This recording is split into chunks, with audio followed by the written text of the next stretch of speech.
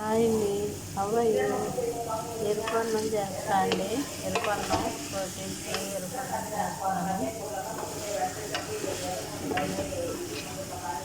ఈ కోళ్ళు ఉడికాక తీసి మళ్ళీ వేపించి కడిగిన బియ్యం దీంట్లో వేస్తా అండి.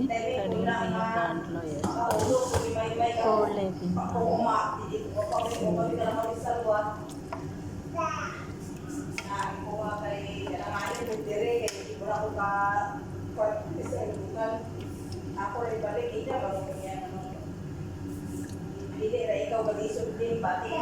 కోళ్ళు అవి ఉడికేటండి తీసేసండి. ఆ నీళ్ళు వడగట్టేసి కడిగిన బియ్యం దాంట్లో వేస్తానండి.